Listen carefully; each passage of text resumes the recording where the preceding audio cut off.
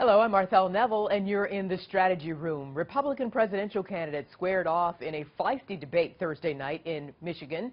Let's take a look. Donald Trump has basically mocked everybody with personal attacks. So if there's anyone who's ever deserved to be attacked that way, it's been Donald Trump. Don't worry about it, little Marco, I will. All right, well, let's hear Big Don.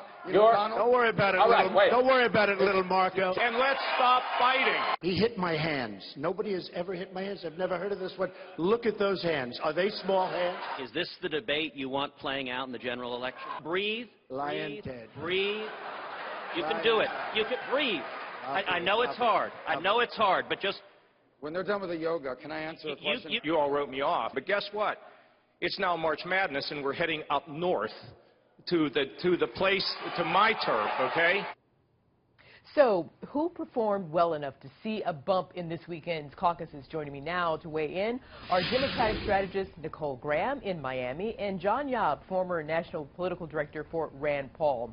Good to see both of you. Thanks for having us. Okay, Nicole, I'll start with you. Who do you think had the strongest debate performance? Okay, I might be in the minority, but I actually think Donald Trump was one of the winners. The American public, they're sick of being bullied by the establishment, and last night, ignoring what was actually said, which is what some of the Trump supporters seem to be doing, it looked like he was being bullied by the three people on the stage. It was almost painful to watch. It was like the Mean Girls movie come to life. John? So I might be in the minority, but Trump was the winner. Okay, John? Well, I actually agree with Nicole. I think Donald Trump won by not losing. I think he certainly survived, and he's the front runner. I don't think that the suicide mission by Marco Rubio was very effective, certainly not in helping him win Florida, which is where his campaign is going to go next. I think it probably helped Ted Cruz a little bit in the upcoming caucuses, to answer your direct question. But ultimately, I think that John Kasich probably gained the most from the debate because he probably did the best job of appealing to voters who don't like Donald Trump. Now, I'm not a Trump hater. I actually think that he could do a pretty good job in appealing to Reagan Democrats and sort of changing the makeup of the party. But if you don't like Donald Trump, then I think John Kasich probably won the debate. I'll stay with you, John. Who underperformed? Well, I think Marco Rubio underperformed. He looked a little tired. He sounded a little hoarse. That can be understood based on a long campaign trail. I think he tried a suicide mission somewhat similar to what Chris Christie did to him in New Hampshire. I don't think it helped Chris Christie's chances much, and I don't think it helped Marco Rubio's chances much. Nicole, let me go back to you now. Donald Trump came under fire, constant fire, from his GOP rivals, as you already pointed out. Do you think he held back at all in an effort to quell questions about his temperament? No, and the thing is, I don't think he had to. You know, it might have looked like he was stammering and stuttering, but I think that kind of helped him in terms of what his supporters already believe that he's like, that he is the outsider.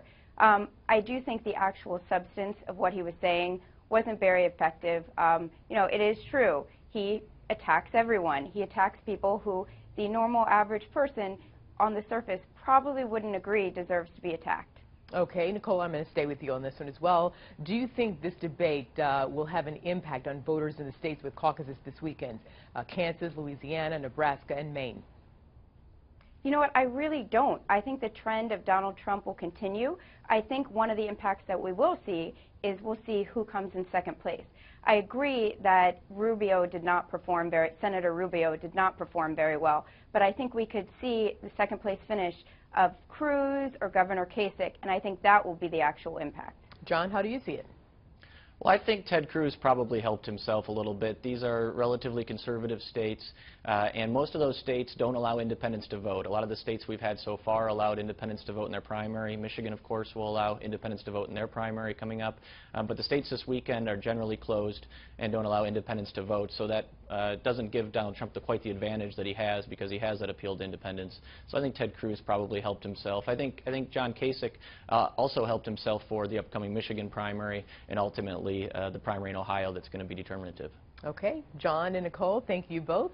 And for complete coverage of the 2016 race, check out foxnews.com.